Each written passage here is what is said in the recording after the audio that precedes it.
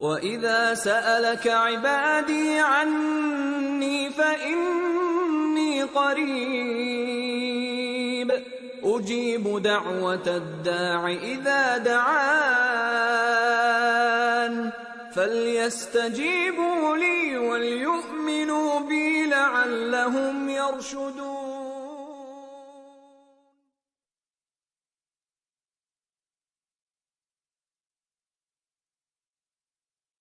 أعوذ بالله من الشيطان الرجيم. بسم الله الرحمن الرحيم. الله لا إله إلا هو الحي القيوم لا تأخذه سنة ولا نوم له ما في السماوات وما في الأرض من ذا الذي يشفع عنده إلا بإذنه يعلم ما بين أيديهم وما خلفهم ولا يحيطون بشيء من علمه إلا بما شاء وسع كرسيه السماوات والأرض ولا يؤوده حفظهما وهو العلي العظيم. أعوذ بالله من الشيطان الرجيم.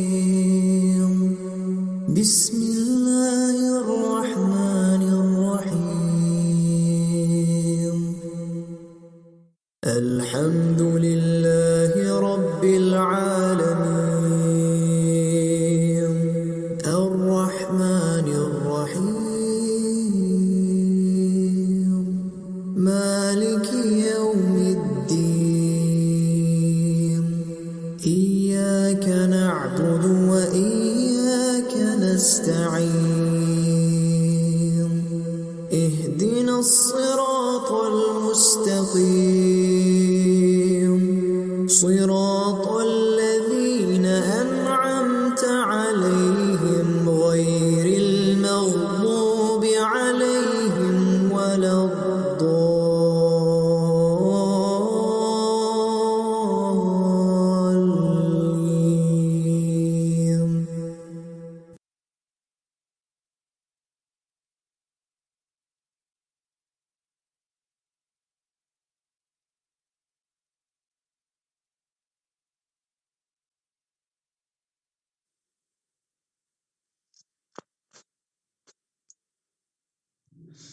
السلام علیکم ورحمۃ اللہ وبرکاتہ.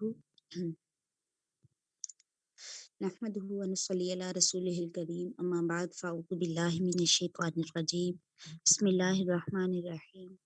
رب اشرح لی صدری ویسر لی امری واحلل عقدۃ من لسانی یفقہوا قولی واجعل لی وزیرا من اہلی رب زدنی علما اللہم فقہنا فی الدین اللہم اجعلنا من الذین آمنوا وعملوا الصالحات وتواصوا بالحق وتواصوا بالصبر اللہم انفعنا بما علمتنا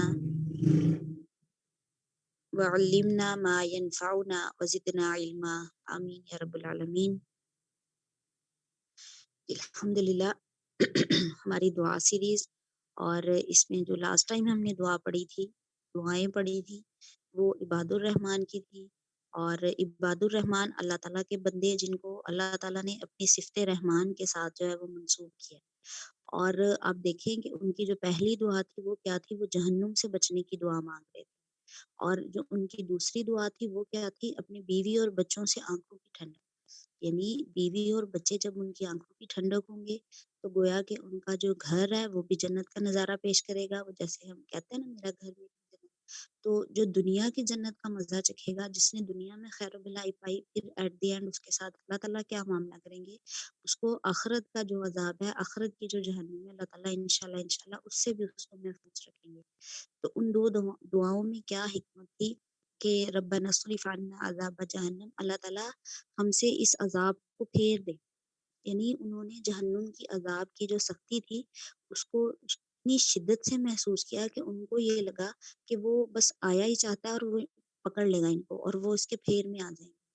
اللہ تعالیٰ سے وہ کیا دعا مانگ رہے ہیں؟ ایک تو چیز ہے نا اللہم اجرنی من النار، یا جیسے ہم پڑھتے ہیں ربنا آتنا فی الدنیا حسنۃ وفی الآخرۃ حسنہ وقنا عذاب النار، اللہ تعالیٰ ہمیں عذاب سے بچا. یہ اس سے ہائی لیول کی دعا ہے. ربنا اصرف عنا عذاب جہنم، اللہ ہم سے پھیر دے، کہ اس کو ہم سے پرے پرے رکھنا اور ہمیں اس کے پاس بھی مت جانا دینا. آج ہم انشاءاللہ جو دعا پڑھیں گے وہ ابراہیم علیہ السلام کی دعا ہے، اور ابراہیم علیہ السلام کی دعائیں حکمت سے بھرپور ہوتی ہیں، اور اللہ تعالیٰ سے وہ کوئی بھی ایک چیز نہیں مانگتے، وہ جو چیز بھی مانگتے ہیں اس میں بہت حکمت اور بہت جامع دعائیں ہیں.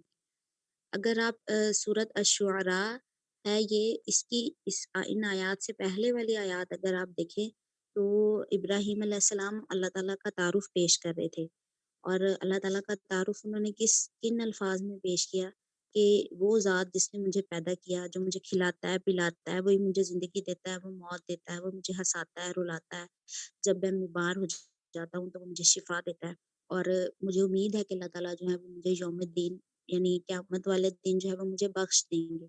ٹھیک ہے، اس کے بعد یہ ساری نعمتیں اللہ تعالیٰ کی بتا کے، کھانا پینا، پھر ہنسنا رونا مرنا جینا، بیماری کے بعد شفا، اور اگر ہم کوئی گناہ کر بیٹھے اور اللہ سے بخشش طلب کرے تو اللہ تعالیٰ بخش دیں گے، دنیا میں بھی انشاءاللہ اور آخرت میں بھی. ان ساری نعمتوں کا ذکر کرنے کے بعد وہ اللہ سے دعا مانگیں. ٹھیک، تو کیا دعا مانگ رہے ہیں؟ ربی حبلی حکم والحقنی بالصالحین.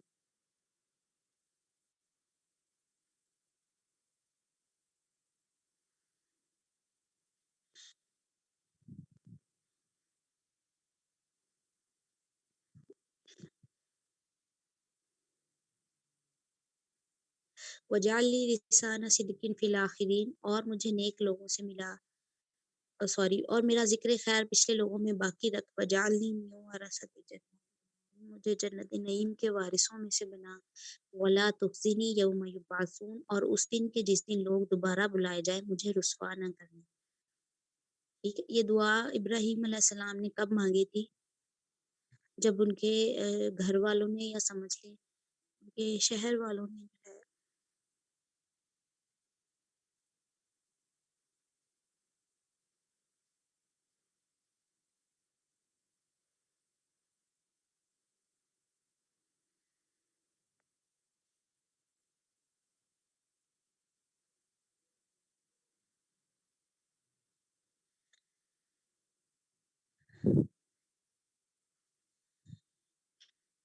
ابراہیم علیہ السلام نے جب اللہ تعالیٰ کا ایک اللہ کا تصور پیش کیا اور ان کو توحید کی دعوت دی، تو پیچھے ہم آیات پڑھ چکے ہیں کہ اگر آپ پڑھیں کبھی ترجمے کے ساتھ تو ان کے جو گاؤں والے تھے یا ان کے گھر والے تھے، انہوں نے یہ کہا تھا کہ ابراہیم اپنی ان باتوں سے باز آ جاؤ، ورنہ ہم تمہیں سنسار کر دیں گے، یا ہم تمہیں یعنی یہاں سے نکال دیں گے. واہجرنی ملیہ، اور تم ملامت زدہ ہو کے ہمارے علاقے سے نکل جاؤ گے. تو پھر ابراہیم علیہ السلام کو اللہ تعالیٰ نے وہاں سے ہجرت کرنے کا حکم دیا تھا. ابراہیم علیہ السلام جب اپنا علاقہ چھوڑ کر ہجرت کے لیے نکل رہے تھے تب انہوں نے اللہ سے یہ دعا مانگی. ٹھیک ہے، ربی حبلی حکما والحقنی بالصالحین. اب یہاں پہ ایک چیز ہے کہ یہاں پہ حکم سے مراد نبوت نہیں ہے. نارملی حکم سے مراد قرآن پاک میں ایک معنی اس کا نبوت بھی لیا جاتا ہے، لیکن ابراہیم علیہ السلام کو اس وقت نبوت عطا ہو چکی تھی. یہاں پہ ابراہیم علیہ السلام حکم سے کیا مراد لے رہے ہیں؟ یا وہ اللہ تعالیٰ سے کیا کہہ رہے ہیں کہ مجھے علم اور فہم عطا فرمائیے. ٹھیک ہے، حکمت دوسرے لفظوں میں ہم جس کو کہتے ہیں. اور یہاں پہ دوسری ایک چیز دیکھیے وہ کیا کہہ رہے ہیں، والحقنی بالصالحین. اتنی ساری چیزوں کے بعد علم اور فہم اور صالحین کی دوستی مانگ. ٹھیک ہے، بالکل اسی طرح جس طرح یوسف علیہ السلام کو اللہ تعالیٰ نے جب ساری نعمتیں دی اور وہ اس وقت اپنی نعمتوں کے کمال پر تھے، جب انہوں نے اللہ تعالیٰ سے دعا مانگی فاطر السماوات والارض انت ولی فی الدنیا والآخرہ توفنی مسلما والحقنی بالصالحین. تو جو نیک لوگوں کی صحبت ہے نا، یہ ہر دور میں ہر بندے کی ضرورت رہی ہے، خواہ وہ متقین ہوں، وہ پرہیزگار ہوں، وہ صالحین ہوں، وہ انبیاء ہی کیوں نہ ہوں۔ آپ نیکی پہ قائم نہیں رہ سکتے جب تک اللہ تعالیٰ آپ کو صالحین کی صحبت عطا نہ فرمائے۔ تو آپ دیکھیں نبی صلی اللہ علیہ وسلم نے آخری وقت میں کیا دعا مانگی؟ ٹھیک، نبی صلی اللہ علیہ وسلم نے آخری وقت میں کیا دعا مانگی؟ اللہم بالرفیق الاعلیٰ، اے اللہ ان لوگوں سے ملا دے جن کو اعلیٰ مرتبے میں ملے۔ ہم نے یہ شروع سے بہت چھوٹے ہوتے تھے جب سے نبی صلی اللہ علیہ وسلم کی آخری کلمات ہم پڑھتے آ رہے ہیں، ہمارے اسلامیات کی بکس میں بھی یہ ٹاپک ہوتا ہے، اور اسپیشلی ایک کوسچن ہوتا ہے اور ہر پیپر میں لازمی آ رہا ہوتا ہے، اور ہم ایسے ہی اٹھا کے لکھتے تھے اللہم بالرفیق الاعلیٰ۔ وہ کوئی اور دعا بھی مانگ سکتے تھے، وہ جنت الفردوس مانگ لیتے، وہ قبر کی سختیوں سے پناہ مانگ لیتے، انہوں نے یہ دعا کیوں مانگی اللہم بالرفیق الاعلیٰ؟ یعنی دنیا میں بھی نیک لوگوں کا ساتھ اور آخرت میں علیین میں بھی نیک لوگوں کا ساتھ۔ پھر دوسرا یہاں پہ یہ چیز پتہ چلتی ہے کہ اللہم بالرفیق الاعلیٰ موت کے وقت بھی کس کی زبان سے جاری ہوگا؟ انسان اسی کو مانگتا ہے جس سے اس کو محبت ہوتی ہے۔ ایسا نہیں ہو سکتا کہ ساری عمر آپ کفار اور مشرکین کے طریقے پہ رہیں اور آخری وقت میں آپ کی زبان پہ یہ چیز جاری ہو جائے اللہم بالرفیق الاعلیٰ، ایسا کبھی بھی نہیں ہوگا۔ جو آپ نے دنیا میں کیا، جو آپ نے زندگی میں جو اعمال کیے، آخرت بھی پھر آپ کی انہیں کے حساب سے ہوگی۔ ابراہیم علیہ السلام ساری نعمتوں کو مانتے ہیں، وہ ساری نعمتوں کا اقرار کر رہے ہیں، لیکن پھر نیک لوگوں کا ساتھ مانگتے ہیں۔ کیوں؟ کیونکہ نیک لوگ جو ہے نا وہ اس دنیا کو جنت بنا دیتے ہیں۔ اور پیچھے ابراہیم علیہ السلام نے جتنی بھی نعمتوں کا ذکر کیا نا، وہ ساری نعمتیں آپ کو اصل میں نعمتیں کب لگیں گی؟ جب آپ کے ساتھ جو ہے وہ نیک ہوگا اور آپ اچھے لوگوں کے ساتھ ہوں گے، پھر ہی جب آپ صحت یاب ہوں گے وہ آپ کو یاد دلائیں گے کہ یہ اللہ تعالیٰ کی طرف سے صحت ملی ہے، اور وہ کبھی بھی آپ کو بیماری کی حالت میں کسی پیر فقیر یا ٹونے ٹوٹکے کی طرف نہیں لے کے جائیں گے۔ اللہ ماشاء اللہ آپ سے گناہ ہو جائے وہ آپ کو یاد کرائیں گے کہ ایک ہستی اس طرح کی بھی ہے جو تمہارے یہ گناہ معاف کر دے گی، اور صرف وہی اس قابل ہے کہ گناہوں کو معاف کر سکے۔ لیکن اگر ہماری کمپنی ایسے لوگوں کے ساتھ ہو گئے، وہ ہمیں پریشان دیکھے تو آگے سے کہے کوئی بات نہیں، سارے لوگ کر رہے ہیں، تم نے کر لیا تو پھر کیا ہوگا؟ پھر ہم کہاں سے بچیں گے ان ساری چیزوں سے؟ کیا پھر یہ نعمتیں ہمارے لیے واقعی نعمتیں ہوں گی یا ہمارے لیے جان کا عذاب بن جائیں گی؟ کھانا پینا، ہنسنا کھیلنا، یہ ساری چیزیں تو آپ دیکھیں یہ جو ہے الحقنی بالصالحین، آپ نعمتوں کا مزہ نہیں چکھ سکتے، آپ اللہ تعالیٰ کی دنیا کو انجوائے نہیں کر سکتے اگر آپ نیک لوگوں کے ساتھ نہیں رہتے۔ برے لوگوں کے ساتھ رہیں گے وہ آپ کی دنیا کو بھی جہنم بنا دیں گے، اور آخرت میں تو پھر اللہ تعالیٰ نے عذاب کا وعدہ کیا ہی کیا ہے۔ وہ اللہ تعالیٰ سے کیا مانگ رہے ہیں؟ ربی حبلی حکما والحقنی بالصالحین۔ اور آخرت اور برزخ ان لوگوں کے اس میں بھی اگر نیک لوگ مل جائیں تو اگلا سفر بھی انشاءاللہ آسان ہو جائے گا۔ اب یہاں پہ ایک چیز دیکھیے گا، دوسری انہوں نے کیا دعا مانگی؟ وَاجْعَل لِي لِسَانَ صِدْقٍ فِي الْآخِرِينَ۔ ابراہیم علیہ السلام اپنے علاقے میں اپنے عقیدے پر واحد اکیلے انسان تھے، جیسے ہم اپنے گھر میں اکیلے مسلم ہوتے ہیں نا، سمجھیں ہمارا عقیدہ اور ہوتا ہے اور باقی سارے گھر والوں کا اور ہے۔ اے میرے اللہ، میرے بعد جو لوگ آئیں قیامت تک وہ میرے بارے میں سچی بات کریں۔ ٹھیک ہے، سم ٹائم جب کوئی تھرڈ پرسن ہمیں دیکھتا ہے تو وہ پہلی نظر میں ہمارے بارے میں ایک رائے قائم کر لیتا ہے، وہ اچھی بھی ہو سکتی ہے، وہ بری بھی ہو سکتی ہے۔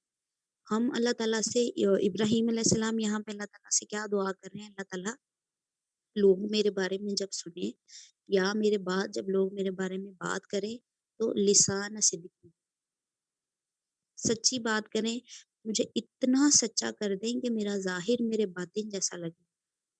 ٹھیک ہے، سم ٹائم لوگ ہمارے ظاہری حلیے سے جو ہے وہ دھوکا کھا جاتے ہیں، ہم نے بڑا کوئی ویل شیل کیا ہوا ہوتا ہے تو اندر ہمارا ابھی اتنا صاف نہیں ہے، لیکن وہ ہمیں بہت متقی پرہیزگار سمجھتے ہیں۔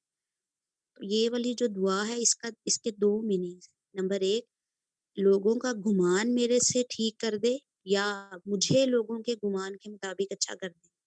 جو لوگ میرے بارے میں سوچتے ہیں اور میری جو تعریف کرتے ہیں نا وہ سچی ہو جائے اور میں وہ عمل کرنے لگ جاؤں اللہ کہ میں کرتی ہوں، یا ان کی سوچ اس بارے میں بدل دیں اور وہ میرے بارے میں وہی سوچیں جو میں کرتی ہوں۔ اس دعا کے دونوں جو میننگز ہیں وہ آتے ہیں۔ تو اگر لوگ مجھے یاد کریں تو ان کا یاد کرنا بھی سچا ہو۔ اب دیکھیں آج ہم جب درود شریف پڑھتے ہیں اللہم صلی علی محمد وعلی آل محمدin کما صلیت علی ابراہیم وعلی آل ابراہیم انک حمید مجید۔ تو آپ کو نہیں لگتا ابراہیم علیہ السلام کی یہ دعا کس ہائی لیول پہ اللہ تعالیٰ نے قبول کیا؟ رہتی دنیا تک جب تک درود شریف پڑھا جائے گا ان کا نام اس کے ساتھ شامل ہوگا۔ قرآن پاک میں اللہ تعالیٰ نے ہر پارے میں ابراہیم علیہ السلام کا ذکر ہے، ابراہیم علیہ السلام کی دعاؤں سے قرآن پاک بھرا ہوا۔ تو کیا یہ وجعل لی لسان صدق نہیں؟ اگر ہم اللہ تعالیٰ سے یہ دعا مانگیں گے تو کیا اللہ تعالیٰ ہمارے آثار نہیں چھوڑیں گے پیچھے باقی؟ اللہ تعالیٰ نے تو ان کے قدموں کے نشان تک محفوظ رکھے ہیں۔ ان کی ایک سنت ہے جو انہوں نے اپنے بچے کو ذبح کیا تھا، اللہ تعالیٰ نے وہ ہماری شریعت کا حصہ بنا دیا۔ دعائیں کام آتی ہیں اگر ہم صدقے دل سے دعائیں مانگنے والے ہوں، اللہ تعالیٰ کی ذات پہ ہمیں یقین ہو، اللہ تعالیٰ دعائیں قبول کرتے ہیں، اور اسی طرح کرتے ہیں جیسے ابراہیم علیہ السلام کی ہر دعا جزیات کے ساتھ قبول ہوئی ہے۔ انہوں نے اللہ سے جو مانگا ہے نا اللہ تعالیٰ نے ان کو عطا کیا۔ جب لوگ میری تعریف کریں تو ان کی تعریف بھی غلط نہ ہو، میرے اعمال ریاکاری والے نہ ہوں، میں حقیقی معنوں میں اچھا ہوں۔ یہ ابراہیم علیہ السلام کی دعا کے معنی ہے کہ میں جو عمل کروں وہ اس کا مطلب یہ ہرگز نہ ہو کہ لوگ جو ہے نا وہ میری تعریف کریں۔ اچھا، اس کا ایک دوسرا مطلب ہے، اس کا دوسرا مطلب یہ بھی نہیں ہے کہ میں اچھے کام ہی نہ کروں کہ لوگ میری تعریف کرنے نہ لگ جائیں، کہ ریاکاری میں نہ آ جائے۔ ٹھیک ہے، اچھے عمل کرنے ہیں لیکن نیت صاف رکھنی ہے۔ تو جب مسلمان اپنی تعریف سنیں تو کیا کہے؟ یعنی ویسے تو یہ ہے نا، نبی صلی اللہ علیہ وسلم نے منع کیا تھا کہ آپ کسی مسلمان کے سامنے اس کی تعریف کریں گے نا، اگر کسی کے منہ پہ اگر آپ اس کی تعریف کریں تو جس کی تعریف کی جا رہی ہے اس پہ واجب ہے کہ وہ اس کا منہ مٹی سے بھر دے جو تعریف کر رہے ہیں۔ کیوں؟ کیونکہ اس ٹائم پہ پھر ہم ریاکاری میں آ جائیں گے اور شیطان اپنا وار کر جائے گا اور ہمارے سارے اعمال ضائع ہو جائیں گے۔ پھر صحابہ کرام نے کہا کہ سم ٹائم ہوتا ہے کہ لوگ ہماری تعریف کر دیتے ہیں، اس ٹائم پہ پھر ہم کیا کریں؟ ظاہر ہے نفس کو بہت اچھا لگتا ہے، یہ نفس کی غذا ہے، لوگ ہماری چاپلوسی کریں، ہماری واہ واہی کریں، آگے پیچھے پھرے، نفس موٹا ہوتا ہے اس چیزوں سے، اس کو بہت اچھی لگتی ہے یہ چیزیں۔ تو کیا دعا سکھائی؟ اللہم لا تؤاخذنی بما یقولون، اللہ تعالیٰ جو یہ لوگ کہہ رہے ہیں نا اس پہ میرا مواخذہ نہ کرنا، واغفر لی، مجھے بخش دے، ما لا یعلمون، جو یہ نہیں جانتے۔ یعنی انہوں نے تو میری تعریف کر دی ہے، ٹھیک ہے، لیکن ان کو پتہ نہیں ہے کہ اصل میں ہوں کیا۔ وجعلنی خیرا مما یظنون، اور مجھے اس سے زیادہ بہتر بنا دے جو یہ میرے بارے میں گمان کرتے ہیں۔ ٹھیک ہے، تعریفیں ہمیں بہت اچھی لگتی ہیں اور ہمارا بہت دل کرتا ہے کہ ہم اتنا سا کام کریں لیکن ہمیں بہت ہائی لیول کی اپریسیشن ملے۔ ٹھیک، تو یہ والی جو دعا ہے نا یہ آپ کو غرور میں نہیں جانے دے گی، تکبر میں نہیں جانے دے گی۔ یہ جو وغفر لی کا لفظ ہے یہ پتہ چلے گا کہ اس بندے کو نا اصل میں پتہ نہیں ہے کہ میرے اس کام میں کیا کیا جھول ہے اور کہاں کہاں میں نے ڈنڈیاں ماری ہیں اور کیا کیا اس میں جو ہے نا وہ میرا رہ گیا ہے، وہ تو صرف اللہ تعالیٰ کو پتہ ہے۔ تو اللہ تعالیٰ وہ ساری چیزیں میری معاف کرتے ہوئے مجھے اس بندے کے گمان کے مطابق کر دیں یا اس کا گمان میرے سے اچھا کر دیں۔ ٹھیک ہے، پھر دوسرے یہ چیز آتی ہے کہ ایک چیز آپ نے یہ سنی ہوگی کہ جو نیک لوگ ہوتے ہیں اللہ تعالیٰ ان کی محبت لوگوں کے دلوں میں ڈال دیتے ہیں۔ تو آپ دیکھیں کہ پھر جس کے ساتھ ہم محبت کریں گے اور جو ہمیں اچھا لگ رہا ہوگا، جس کو ہم آئیڈیالائز کریں گے، اس کی تو ہمارے لیے اچھائی بھی اچھی ہوگی اور بری بھی اچھی ہوگی، اور ہم اس کی تعریفیں نہ کریں تو ہمیں خود بھی سکون نہیں ملے گا کہ یہ کیسے ہو سکتا ہے، یہ تو مطلب ہم زمین آسمان ایک کر دیتے ہیں۔ جو ہمیں اچھا لگ رہا ہے، جس کو ہم آئیڈیالائز کر رہے ہیں، ہمارا یہ خیال ہوتا ہے کہ یہ تو زندگی میں کبھی کوئی گناہ نہیں کر سکتا، اور مطلب ہر چیز ہمارا خیال ہوتا ہے کہ یہ پرفیکٹ ہو۔ ٹھیک ہے، تو نبی صلی اللہ علیہ وسلم نے کیا لفظ سکھائے کہ اگر آپ کو واقعی کوئی اچھا لگے، یہ جو محبت ہے یہ وہ والی محبت نہیں ہے، عشق عاشقی والی محبت نہیں ہے، یہ وہ محبت ہے جو آپ کو کچھ لوگوں سے دین کی وجہ سے ہو جاتی ہے۔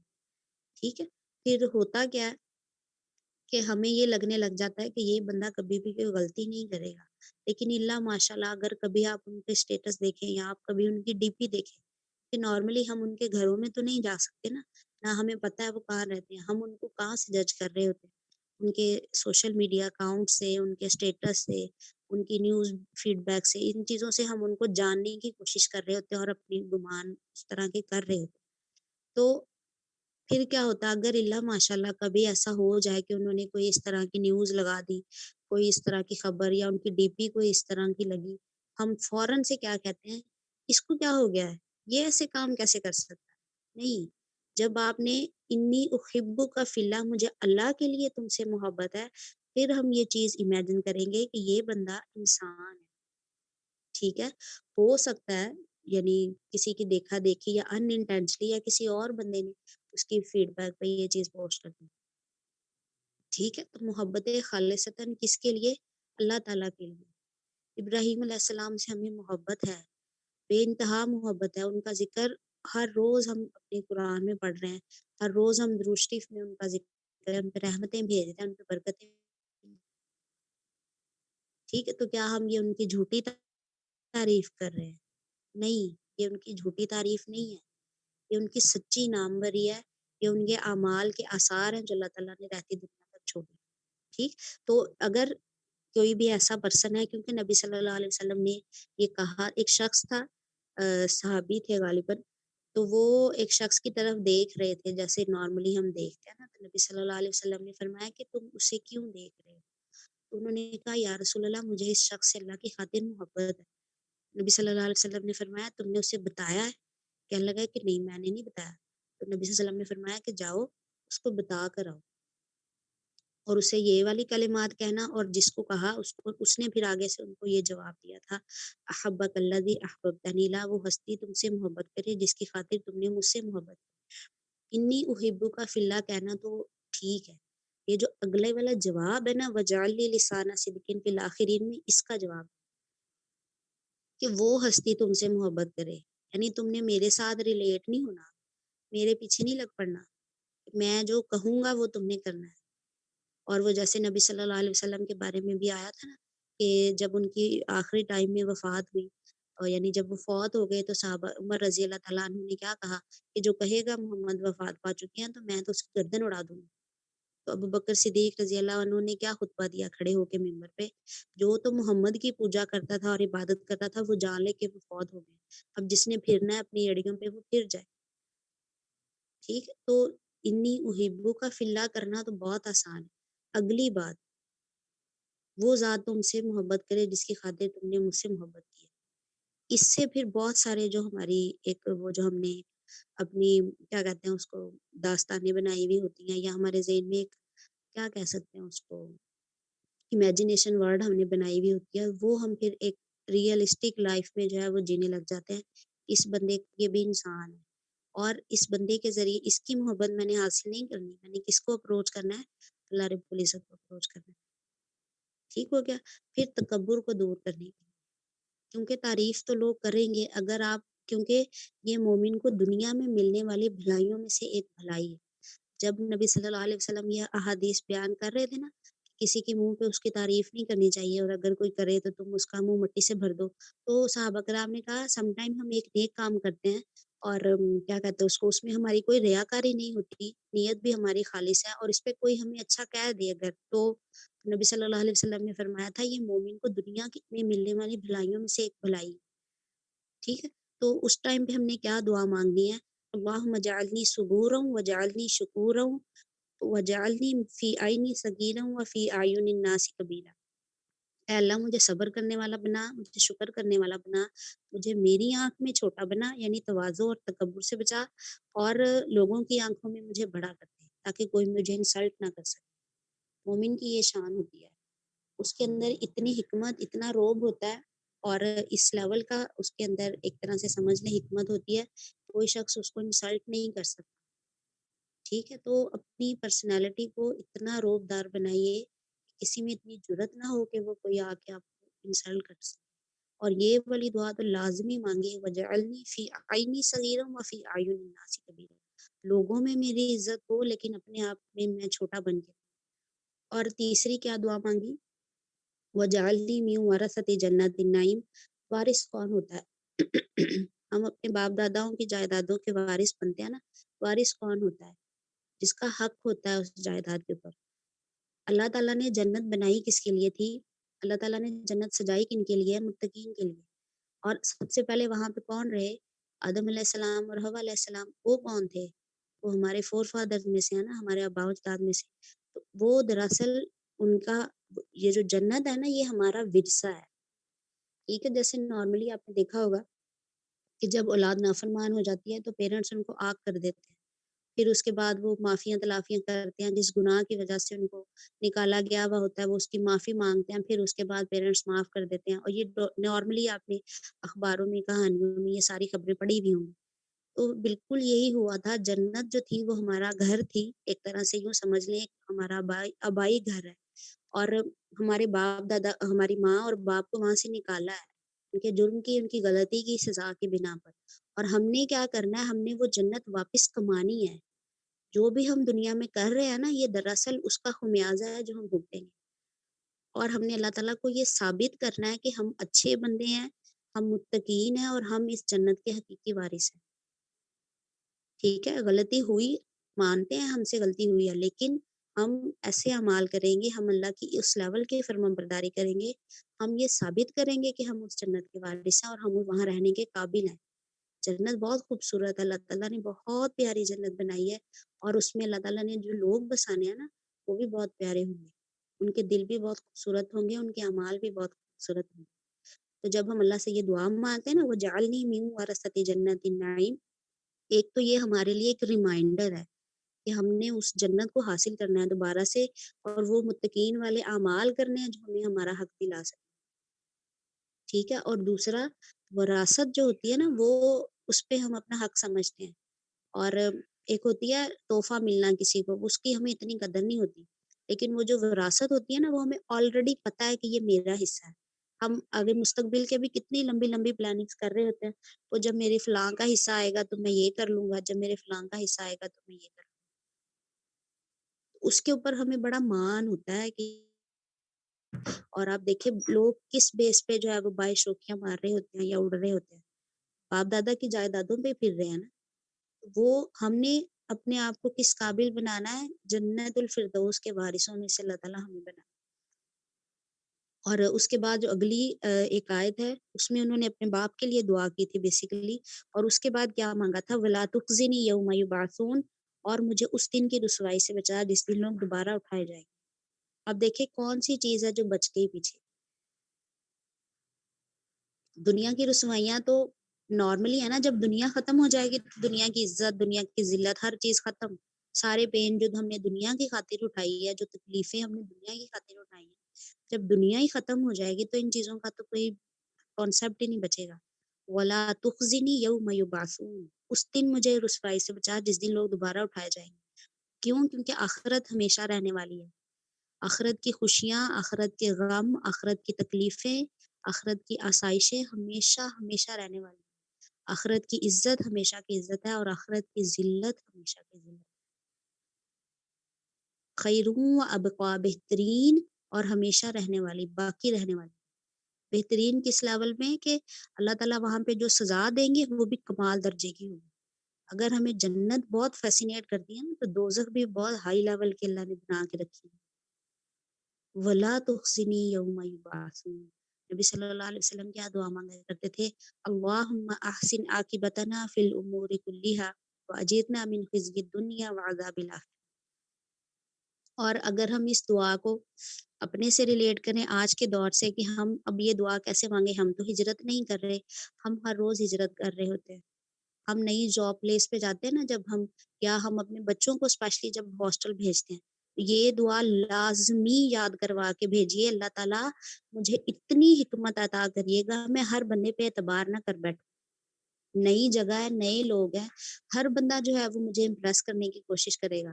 بچیاں یونیورسٹیز میں جاتی ہیں، وہ پہلے 2 دن 3 دن جو ان سے کوئی میٹھا بات کر لے، کوئی لڑکی کوئی بھی، وہ اس کے ساتھ اٹیچ ہو جاتی ہے، ان کو لگتا ہے یہ میرا ہمدرد ہے، خیر خواہ ہے، اور پھر آپ دیکھیں بعد میں کیا کیا کہانیاں سننے کو ملتی ہیں۔ ربی حبلی حکما الحقنی بالصالحین، اللہ تعالیٰ مجھے اتنی حکمت عطا کریے کہ میں کسی بھی ارے گارے بندے پہ جو ہے وہ کیا کہتے ہیں اس کو اعتبار نہ کر سکوں، اور مجھے نیک لوگوں سے ملا۔ اور یہ دعا آپ ہر چیز کے لیے مانگ سکتے ہیں، آپ کوئی بھی نئی دکان پہ جا رہے ہیں، کوئی چیز خریدنے، آپ دیکھیں لوگ جو دکاندار ہیں وہ لوگوں کو کس لیول کا بیوقوف بناتے ہیں، خراب چیز اچھی چیز دکھا کے خراب دے دیتے ہیں، اور پھر بعد میں ہم ان کو واپس بھی نہیں کر سکتے، حکمت نہیں ہے نا، ہمیں پتہ نہیں ہے کہ اس چیز کا دوسرا سائڈ بھی پلٹ کے دیکھ لیں، وہاں پہ تو کوئی داغ نہیں ہے۔ اور یونیورسٹی میں اور اسپیشلی ہاسٹل جانے والی گرلس کو اور جن کو بھی اگر آپ بھیجیں اپنے سے دور، ان کو تو یہ دعا لازمی یاد کروا کے بھیجیں۔ وَجَعَلْ لِي لِسَانَ صِدْقٍ فِي الْآخِرِينَ۔ وہ لوگ بھی نا سم ٹائم ہمیں دیکھتے ہی ہمارے بارے میں کوئی نہ کوئی رائے قائم کر لیتے ہیں، پھر وہ اسی کے مطابق ہمارے لیے معاملہ کرتے ہیں۔ ہم کیا دعا مانگیں گے؟ اللہ تعالیٰ ان کو میں وہی نظر آؤں جو میں ہوں، تاکہ کوئی بھی غلط وہ مجھ سے امید نہ رکھے اور کوئی غلط مجھ سے ہو نہ جائے ان کے ساتھ۔ وَجَعَلْنِی مِن وَرَثَۃِ جَنَّةِ النَّعِیم، اور مجھے نعمتوں والے باغات جو ہے نا ان کے وارثوں میں سے بنا۔ وَلَا تُخْزِنِی یَوْمَ یُبْعَثُونَ، اور مجھے آخرت کے دن کی رسوائی سے بچا۔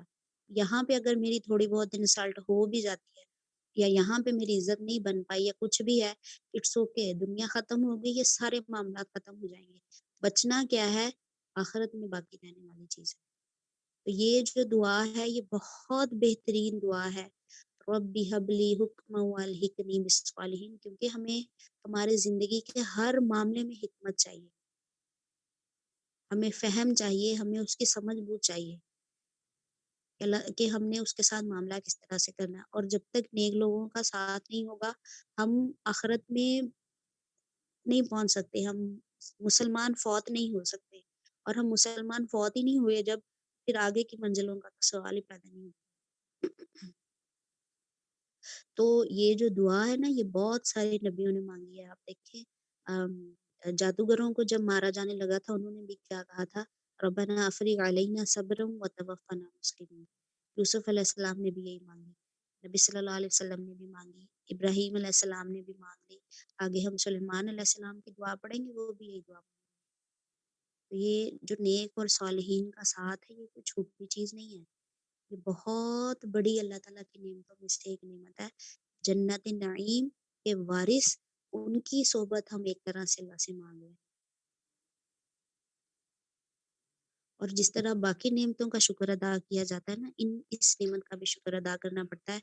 جس طرح اللہ تعالیٰ باقی نعمتیں واپس لے لیتے ہیں، اللہ تعالیٰ یہ نعمت بھی واپس لے لیتے ہیں۔ اللہ تعالیٰ رحم کریں ہمارے حالات پہ۔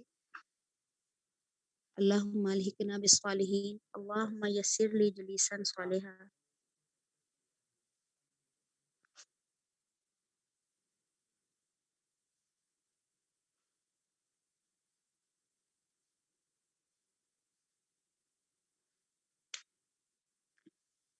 ربنا تقبل منا انک انت السمیع العلیم وتب علینا انک انت التواب الرحیم، وصلی اللہ تعالی علی خیر خلقہ محمد وعلی آلہ وصحبہ واہل بیتہ اجمعین برحمتک یا ارحم الراحمین۔ سبحانک اللہم وبحمدک اشہد ان لا الہ الا انت استغفرک واتوب الیک۔ السلام علیکم ورحمۃ اللہ وبرکاتہ۔